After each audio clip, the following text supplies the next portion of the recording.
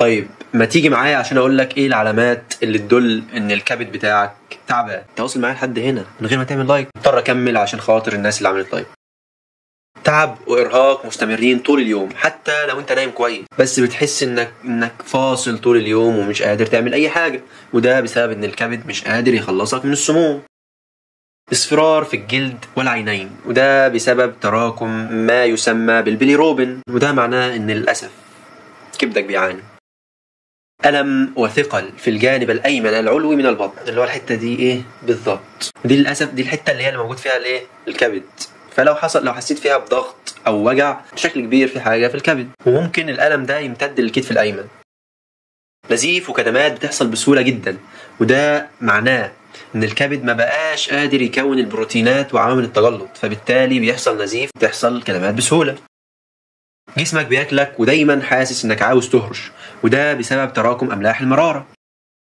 تغيرات في لون البول والبراز، البول هيبقى اغمق والبراز هيبقى افتح، وده بسبب تراكم مادة البيليروبين، وده معناه ان الكبد بتاعك بدأ يدخل في مراحل التليف، وده اللي هيودينا لرقم 7.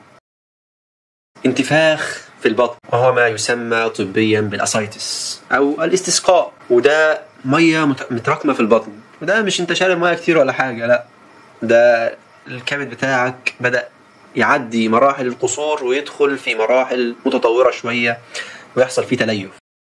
انتفاخ في الرجلين، وده معناه ان الكبد ما بقاش قادر يكون بروتين الألبومين، فبالتالي هيقل في الدم، فالسوائل هتسرب على الأنسجة فتنفخ الرجلين. لو عندك أي علامة من العلامات دي اوعى تسيب نفسك، اوعى تسيب نفسك، روح لدكتور واعمل التحاليل اللازمة. الكبد من أكتر الأعضاء اللي بتتعافى بس لو لحقناها بدري. في النهاية أحب أقول لك هي سهلة بس ما تصعبهاش.